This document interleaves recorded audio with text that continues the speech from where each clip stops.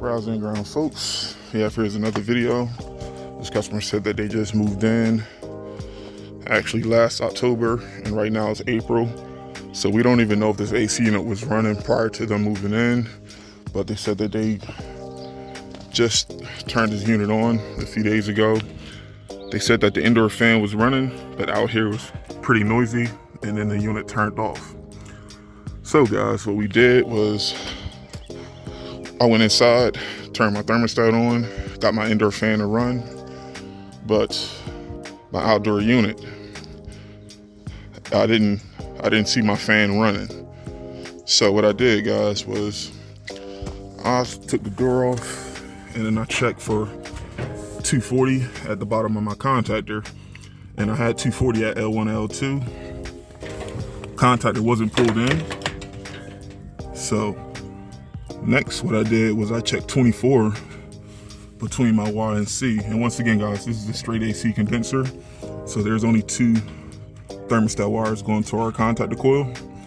But I checked for 24 between Y and C, and I had 24 volts, but my contactor wasn't pulled in. Now guys, I know what you're thinking, 24 volts at your contactor coil and 240 at L1 and L2. Shouldn't my contactor be pulled in?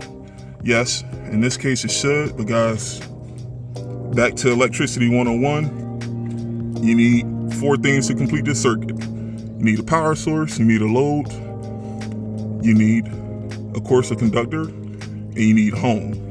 What that means, guys, is look, I had 24 volts between these two wires, but that doesn't mean that the circuit is closed. What that's telling me, guys, I have 24 volts coming from my circuit board to out here.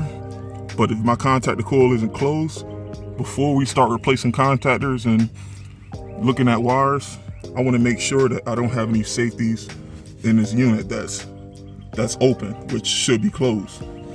And what I mean by safeties is we got our LPS,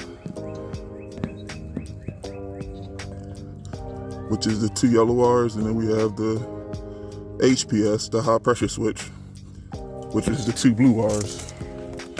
Now, let me step back here.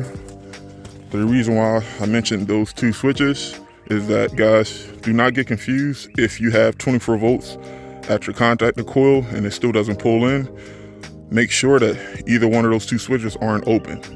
Now, guys, what can cause high pressure switches to open is, of course, if you had a defective fan motor. If anything caused the head pressure to exceed over a certain amount, then that means before the compressor eventually damages itself, the high pressure switch is going to open, and the technician will have to diagnose it before the unit is allowed to run again. And also low pressure switches, vice versa. If something causes the suction pressure to go below a certain point, contactor disengages and it opens up to allow this unit to stop working. Now guys, once I knew that either one of my switches possibly could be open, I went to the truck and threw my gauges on, and as you can see, that's not good. So guys, putting two and two together, me knowing that my contactor isn't engaged and this unit being flat on charge, it's safe to assume that my low pressure switch is active. And guys, that low pressure switch, being that there's no refrigerant in the system, this is going to cause the unit not to run. And guys, by the way, this unit was put in 2007, which makes it about 17 years.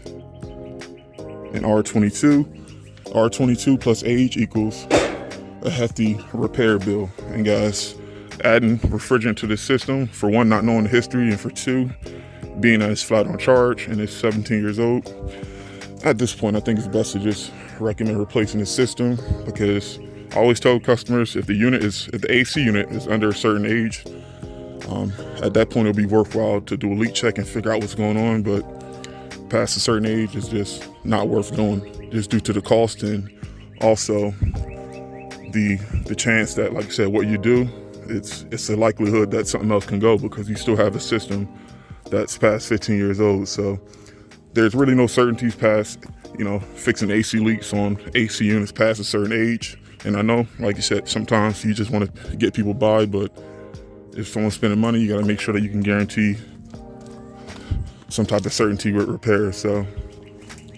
this was a simple diagnosis. 24 volts at our contactor, not pulled in. Doesn't mean you have a bad contactor. Hooked our gauges on, slide on charge. So this is going to head over to sales. There you guys have it. I've got to go inside and get the specs on the evac coil, and we'll give the customer some options to get this bad boy replaced. There you have it. Quick diagnosis. I was hoping this would be a simpler repair, but yeah, this is an easy diagnosis. Peace out. I'll see you guys in the next one.